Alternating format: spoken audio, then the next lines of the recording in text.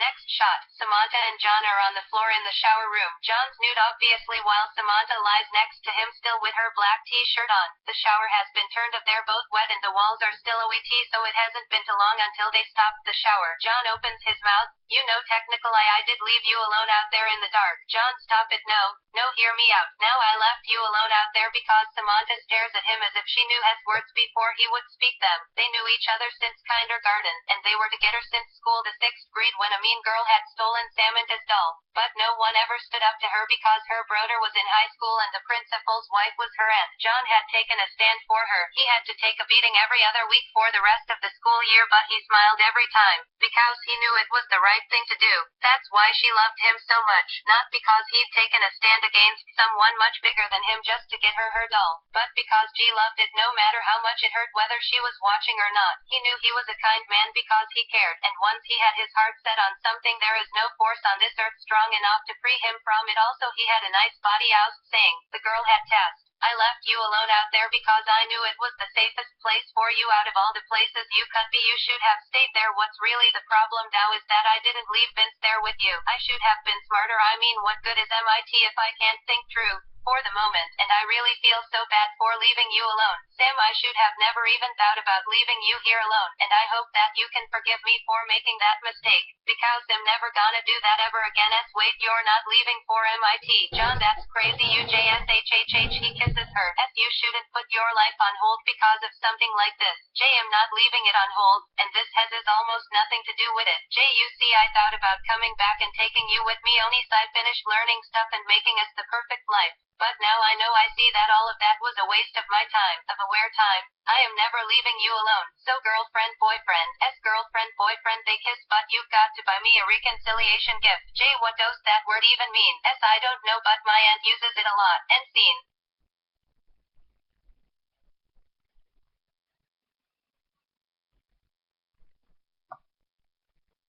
FBI, so how did you get into MIT? I mean, even with your grades early admission, that's something, right? Am I right, Jay? Yay. I invented this little technique to operate on lung cancer and small tumors. Essentially, you put in two tubes, two very sturdy metal, maybe a mix between titanium and high-tension steel tubes. And after you stick them in place, what you do is you run a solution of alcohol in, and on one end you have yourself a metal pin long acting as a magnet, and through the other one you have a wire. It has a little pin on it and the pin gets stuck on the needle so you can pull it and take out the tumor.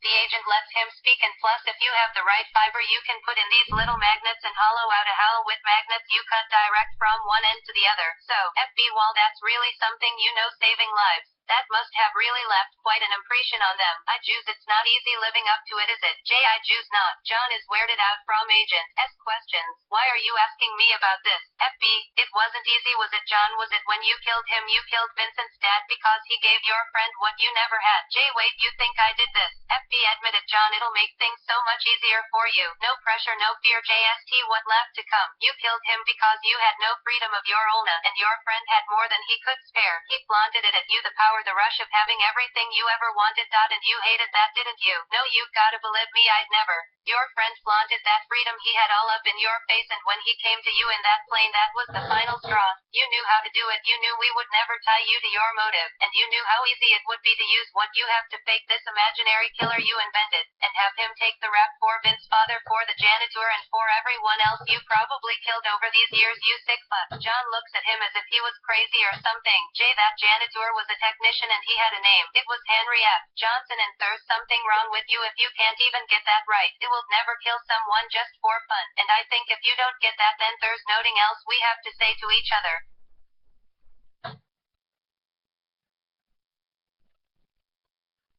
During the interrogation, agent makes John think Hess on trial for murder, and has no clue that in the next room Vince is undergoing the same exact thing. You killed your fader, didn't you? What, no? You were mad about your friend John leaving for Chaleja, while you only disappointed him over and over. Look, I'm sorry, John. I'm sorry you had to hear that from me. It's all part of the job, and I hate that I have to do it. I know you didn't kill that technician, and I don't even know if you knew Mr. Vince's family name all that well at all. I just needed to see what you know. I hope we meet again under better circumstances.